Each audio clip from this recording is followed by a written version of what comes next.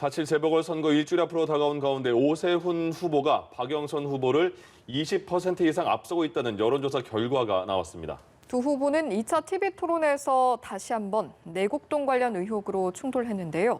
관련 정치권 이슈들 김성환 시사평론가, 이상일 전 국회의원과 함께 짚어보도록 하겠습니다. 네, 두 분 어서 오십시오. 안녕하십니까? 안녕하세요. 이틀 연속 서울시장 보궐선거 후보자들의 TV 토론이 있었습니다. 근데 첫 번째는 1대1 단일 토론이었고 어제는 그 민생당 이수봉 후보까지 합쳐서 3명이 토론을 했어요.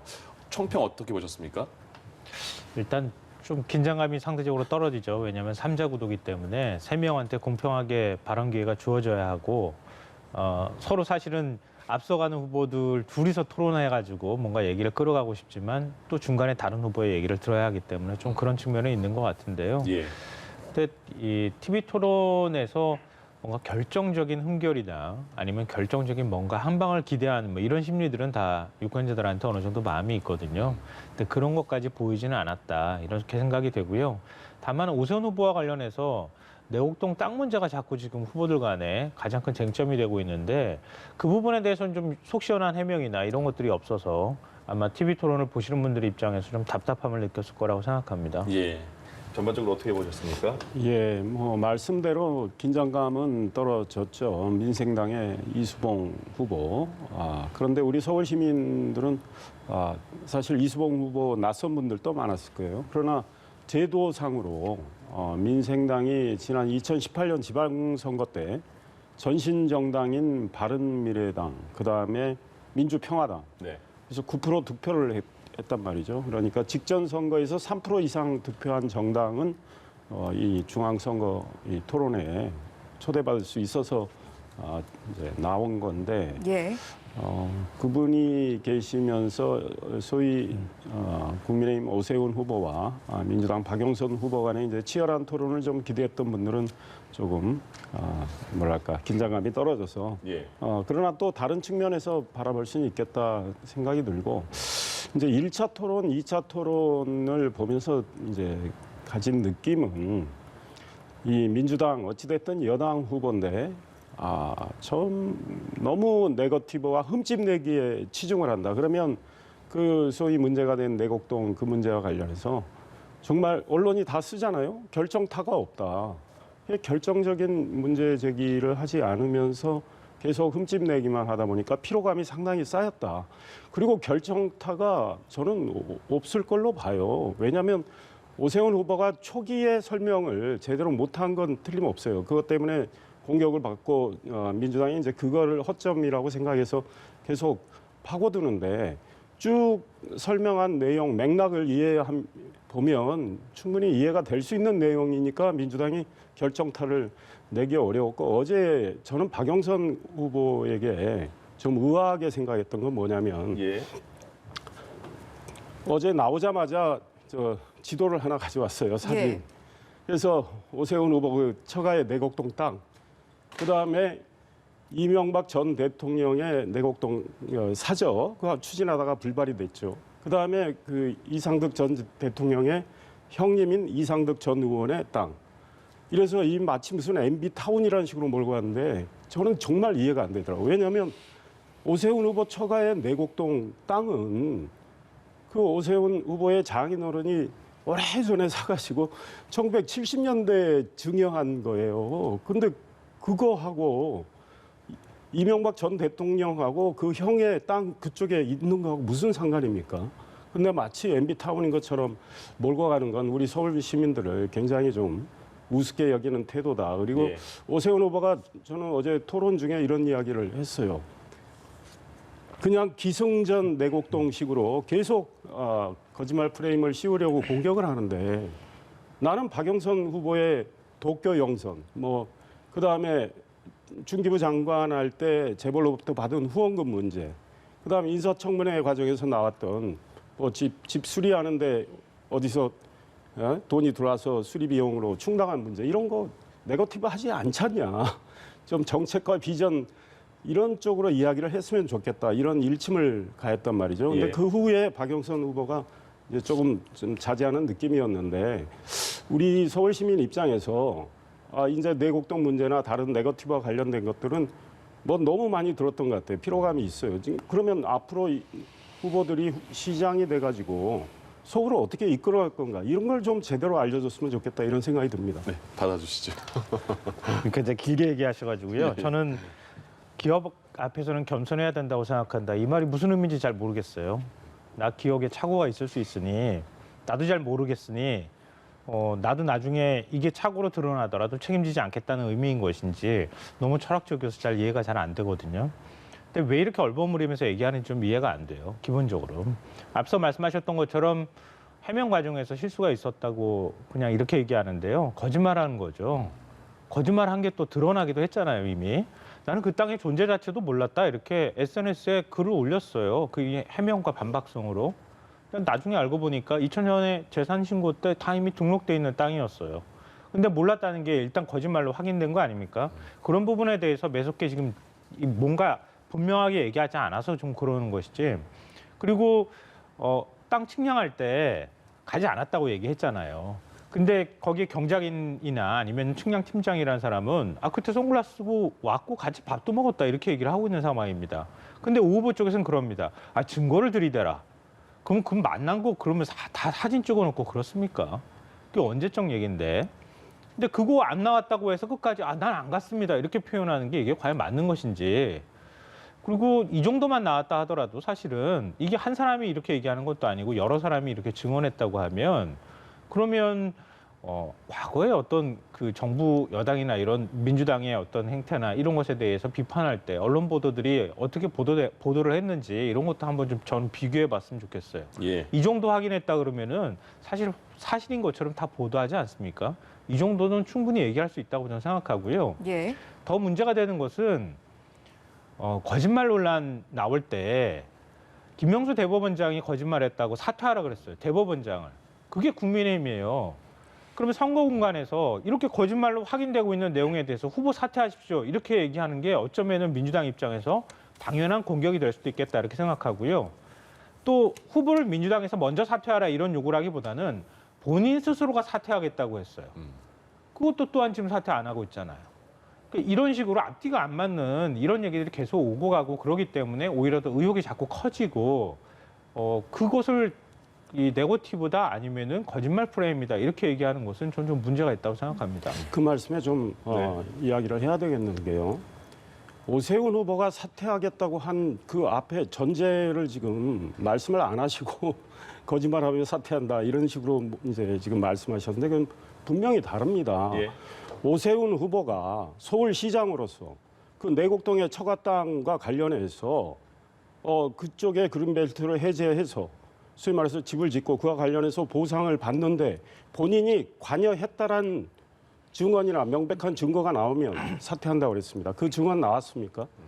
증거 나왔습니까? 하나도 안 나왔어요. 그다음에 오세훈 후보 처음에 처가 땅 몰랐다고 말한 거에 그거는 사실은 본인이 10년 전에도 똑같이 선거 때 시달렸는데 아마 그 머릿속에 지워졌는지 몰라도 그건 실수였다고 저는 봐요. 근데 본인이 정정을 바로 했어요. 수용 절차가 진행되는 걸 몰랐다. 그다음에 오세훈 후보가 이미 노무현 정부 때 본인이 시장 취임하기 전에 그쪽에 소위 말해서 여러 가지 수용 절차나 이런 과정이 지구 지정이 다 끝난 걸로 이야기를 했잖아요. 예. 그리고 그게 착오가 있어가지고 지적받기 전에 본인이 먼저 정정을 했어요. 이것이 김명수 대법원장 거짓말하고 완전히 다른 겁니다. 김명수 대법원장은 들통 나가지고 사과라고 아직 안 물러나고 있는데 민주당 김명수 대법원장 사퇴하라고 했을 때 사퇴하라고 한마디 나왔습니까?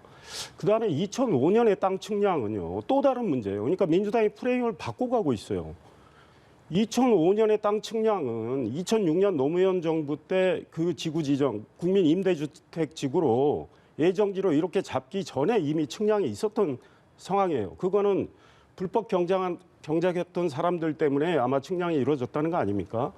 근데 그 측량과 관련해서 민주당이 마치 오세훈 후보가 거기 갔었다. 몇 사람의 증언이 있지만 그분들 증언이 다 정확하다고 지금 말할 수는 없는 상황이란 말이죠. 그래서 오세훈 후보가 아니 자기는 사실은 그 처가 땅의 측량이 이루어지는지 이 사실 자체도 잘 모르는 상황인데 예. 그게 마치 측량이 2005년에 이루어진 게 오세훈 의원의 시장을 하면서 그 일종의 시장의 권한을 행사해서 처가 땅이 수용되면서 특혜를 받은 것처럼 이렇게 막 민주당이 연결해서 몰아가고 있는데 이건 정말 차원이 다른 것들이다. 이렇게 시청자들께서 자세히 내용만 보시면요. 다 저는 분간할 수 있다 이런 생각이 듭니다. 예. 이게 앞서 말씀하실 때, 그러니까 제 발언에 대해서 말씀하신 부분에 있어서 말씀드리고 싶은데요. 오 시장이 사퇴 언급하면서 했던 발언의 그 앞부분은 이렇게 되어 있습니다. 이게 정확한 원문인데요. 오세훈 시장이 관심을 표했거나 직간접적으로 압력을 가했다는 기억이 있으신 분이 있으면 양심 선언을 해달라. 그러면 바로 후보를 사퇴하겠다. 이렇게 얘기했습니다. 관심을 표명했거나 이렇게 얘기했어요. 근데 예를 들면 2005년도입니다. 2005년 6월이죠. 2005년 6월 당시 이제 이명박 서울시장이었었죠. 이명박 서울시장이 이 보금자리 지구 지정에 대해서 건의를 할 때 국토교통부에 그 아흘에 전에 가서 그 땅을 둘러보고 측량을 했다는 거예요. 그 우연일치치고는 너무 묘하게 우연일치가 되는 것이다. 근데 거기에 같이 갔던 사람들, 측량팀장이나 아니면 경작자 이런 분들이 오세훈 시장이 왔다고 얘기하고 있습니다. 그럼 오 시장은 그 땅을 가가지고 만약에 측량했다고 하면 그 땅의 존재를 알았다는 얘기고 관심을 가지고 있었다는 얘기가 되는 거예요. 그래서 제가 말씀드린 거고요. 내곡동의 이명박 전 대통령 사저나 아니면 그 형 상황이라고 불렸던 이상극 전 의원 그리고 오세훈 전 시장 땅은 뭐 거기에 오려 70년대부터 있었기 때문에 그렇지만 예. 이명박 시장이 있었을 때 왜 보금자리 지구를 내곡동이라고 하는 것으로 하려고 했을까? 그리고 나중에 왜 사저를 내곡동으로 가려고 했을까? 이상국 전 의원은 왜 내곡동에 있을까, 땅이? 그 뭔가 묘하게 일치되는 측면이 있지 않습니까? 그렇다면 내곡동에 땅이 있다는 사실을 알고 있었고 이명박 전 시장이 내곡동을 보금자리지구로 지정하려고 한 사실도 이미 주지의 사실이고 뭔가 서로 간에 정보 교류나 이런 것들이 있었다고 하면 그러면 사전에 가서 관심을 가질 수 있었다는 거예요. 저는 땅 투기라고 생각하진 않아요. 땅 투기라고 생각하진 않지만 보금자리지구가 거기에 들어간다고 하는 사실을 내부 정보를 알았을 가능성 그리고 우리 처가 땅이 거기에 수용된다는 사실을 알았다고 하는 사실 자체가 좀 투기하고 연결되지는 않는다고 보지만 이런 식으로 계속 나와 관련이 없다 하는 과정들을 반복하면서 오히려 본인 스스로가 더 거짓말 논란에 빠져들고 있는 국면이다. 그래서 그런 면에 있어서 도덕성이 계속 문제가 되는 것이다라고 생각하는 겁니다. 예. 민주당이 정말 열세 있으니까 어떻게든 흠집을 내려고 집요하게 그러는 것 같은데 결정적인 거 한 방 내놓지도 못하면서 말로만 하니까 이제 서울 시민들이 피로감을 느낍니다. 게다가 거기다가 이명박 전 대통령 그 형까지 얹어서 어떻게 이명박 전 대통령의 그림자를 씌워보려고 하는데요. 서울 시민 정말 우습게 하는 거다. 시민들께서 이제 이 상황에 대해서 제가 보기엔 팩트 자체를 일목요연하게 이제 많이 아실 것 같아요. 그러니까 시민들 판단을 이제 보시면 될 것 같습니다. 예. 예. 어제 이제 이런 부동산 관련 내용들도 있었고 이 밖에 일자리 정책 그리고 코로나19 대책 여러 가지 내용들이 있었는데 이 밖에 또 눈에 띄는 쟁점들이 있으셨습니까? 근데 이것 때문에 내곡동 땅 문제 때문에 다른 것들이 다 덮여가지고 사실 정책적인 토론 내용들이 별로 기억이 안 나실 것 같아요. 제가 볼 때는 오히려 24만 원 뭐 이런 것만 기억나지 않을까 싶어요. 사실 저는 이런 토론을 보도하는 언론의 보도 태도가 예전하고 많이 달라져서 그런 부분에 있어서는 개인적으로 의아심을 많이 갖고 있거든요. 예를 들어 과거에 옥탑방이 뭔지 아십니까? 이렇게 질문한다거나 뭐 담배값이 얼마인지 아십니까? 버스비가 얼마인지 아십니까? 이거 물어봤어요. 지하철 요금이 얼마입니까? 이렇게 네. 물어봤는데요. 그거 잘못 대답하면 큰일 납니다. 엄청나게 많은 공격받았고요. 언론의 질차가 쏟아지고 이렇게 했었어요. 근데 오세훈 시장이 서울시에 지금 임대인들이 어느 정도 돈을 받고 있는지 임차인이 어느 정도의 지금 그 가게에서 월세를 내고 있는지나 이런 것들에 대해서 24만 원입니다. 평균. 이렇게 얘기했다고 하면 과거 같으면 아니 서울시장이 될 사람인데 하다못해 식당을 운영하시는 분 서울 안에 어디 24만 원짜리 월세가 있습니까?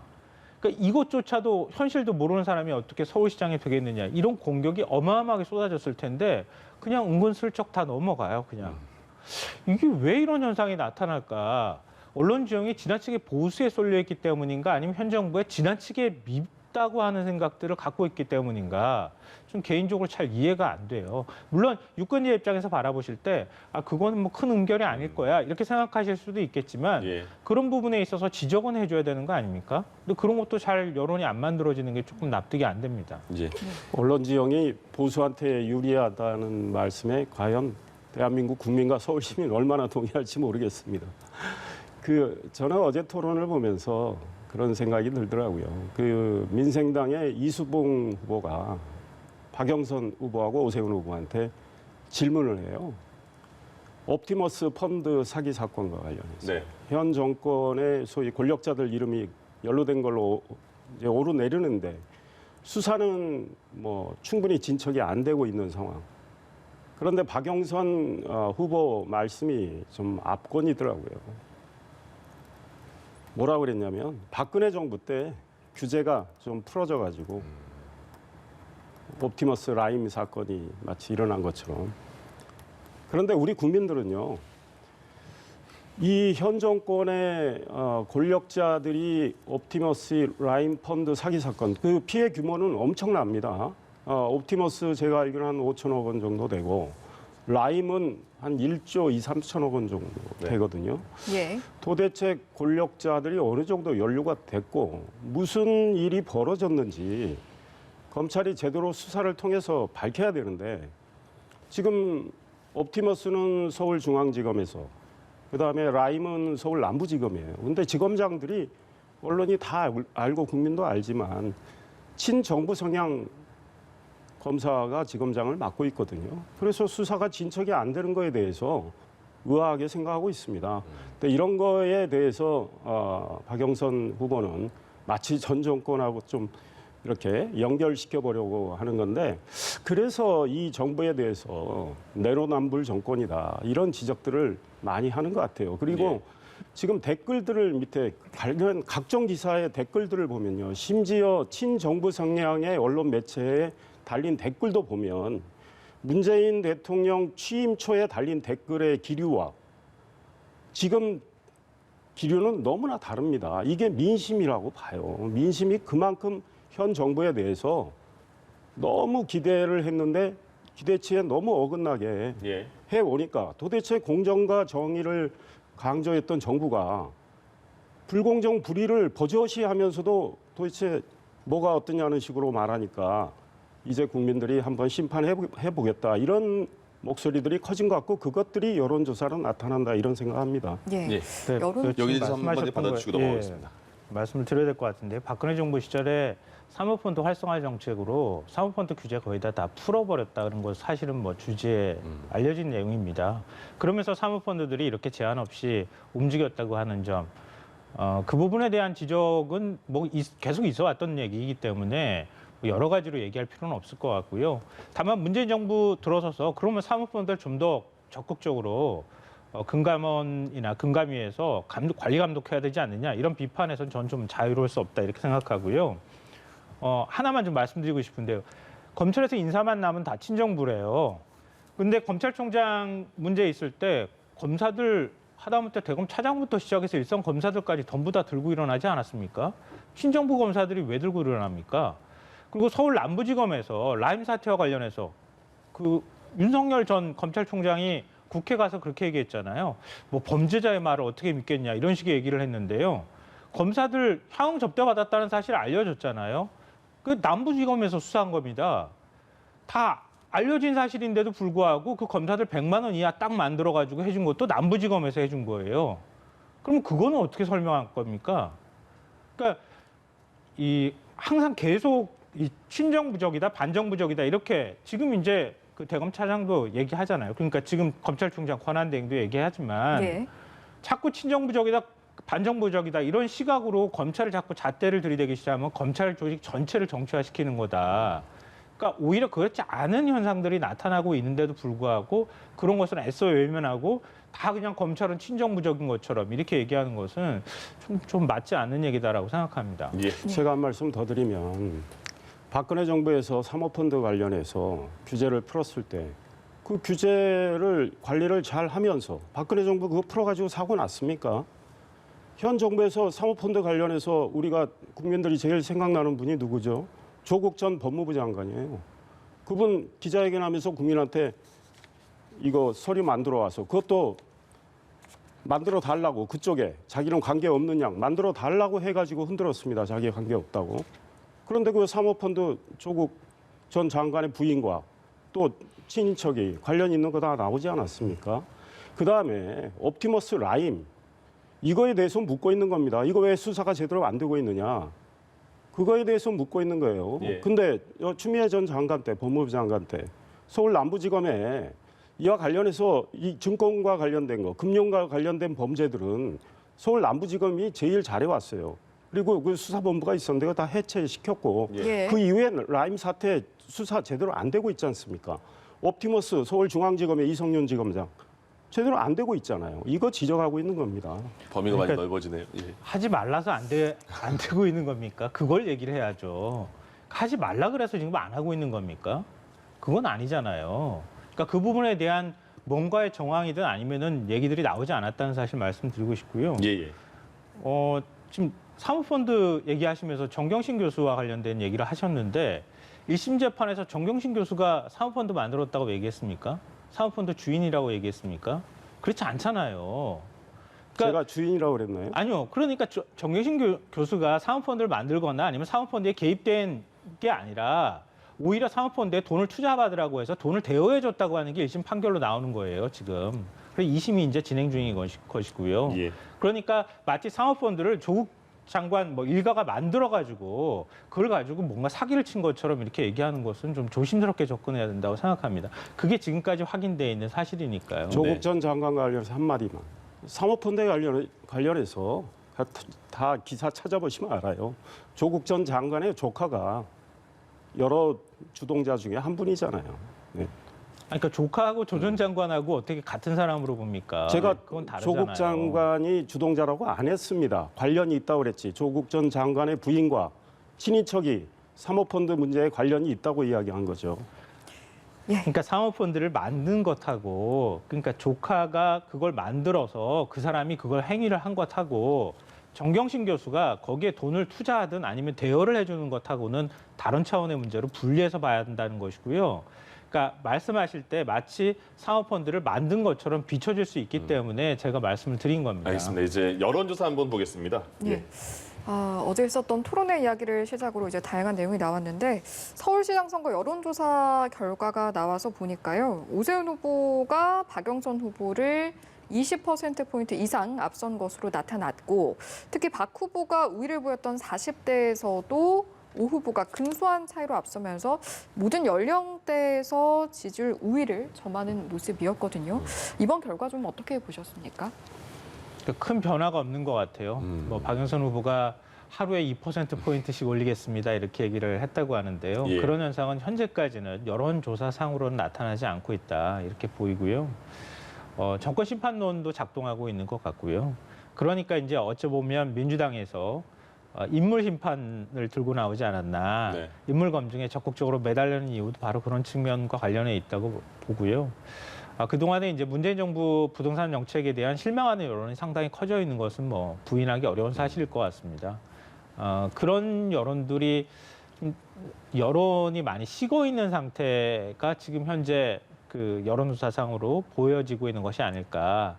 그럼 마지막으로 얼음장 밑으로 어떻게 물을 흐르게 만들 것이냐, 그리고 얼음을 어떻게 깰 것이냐, 이게 민주당한테 남아있는 과제가 아닐까 싶은데요. 예. 그러니까 이런 구도 내에서 민주당은 과연 지금 남아있는 얼마 되지 않는 선거 기간 동안에 어떻게 움직일 것이며 오세훈 후보 쪽에서는 그걸 얼음을 더 꽝꽝 얼리게 만드는 게 지금의 목표지 않겠어요. 그러니까 판세를 굳히게 하기 위해서는 그냥 방어만 계속하는 게 최선의 방식인지 최소한 시끄럽지 않는 일들을 원래 이제 선거라는 게 그런 거니까요. 시끄럽지 않게 만드는 일들을 최대한 잘 관리하면서 가는 게 최선인 것인지 예. 이런 것들에 대한 캠프의 어떤 여러 가지 판단이 있어야 되지 않을까 싶습니다. 예. 네. 이 민주당과 청와대 정부 민심을 아직도 제대로 못 읽고 있다. 그래서 저 여론조사가 박영선 후보의 기대와 달리 소위 말해서 공언을 했죠. 2%포인트씩 하루에 좁혀가겠다. 오히려 더 벌어지고 있습니다. 왜 국민들이 이런 여론이 나타날까요? 이 서울시장, 부산시장 보궐선거가 왜 생겼는지 국민들이 잊지도 않고 있습니다. 그런데 민주당 말로는 반성한다고 해요. 그런데 행동은 전혀 반성하는 기색이 없어요. 임종석 전 청와대 비서실장 이야기 다르고, 그다음에 저는 박영선 후보 참 정무 감각이 부족하다 이런 생각하는 것이, 캠프 출범시키면서 남인순, 진선미, 고민정 세 번을 중책을 맡겼잖아요. 그러니까 여론이 나빠지니까 하차시켰지만 그분들 다니면서 다 이야기하는데 어떤 분은 눈물 흘리고 뭐 이런 모습까지 SNS 통해 올리니까 이것도 2차 가해 아니냐 이런 지적들이 나오는 거고, 예. 부동산과 관련해서는 내로남불이 너무 많아요. 김상조 전 청와대 정책실장 엊그제 물러났지만 그분 하신 거 보세요. 세입자 보호한다면서 소위 말해서 임대료 인상률을 5%로 딱 제한하는 법을 바로 작년 7월 30일 통과시키고 31일부터 시행을 했는데, 시행 이틀 전에 본인은 14% 올렸지 않습니까? 그런데 또 변명이 나중에 들통이 났잖아요. 그러니까 내가 금호동에 사는데 거기서도 많이 올려줘야 돼서 어쩔 수 없었다. 그랬는데 거기서는 10% 올려받았더라고요. 금액으로 보면 5천만 원. 근데 본인은 1억 2천을 받았어요. 그리고 예. 본인 예금이 14억 원이나 있어요. 예. 정치권 이슈 함께 나눈 두 분과도 여기서 인사드리도록 하겠습니다. 지금까지 김성환 시사평론가 그리고 이상일 전 국회의원과 함께했습니다. 두 분 고맙습니다. 고맙습니다. 예.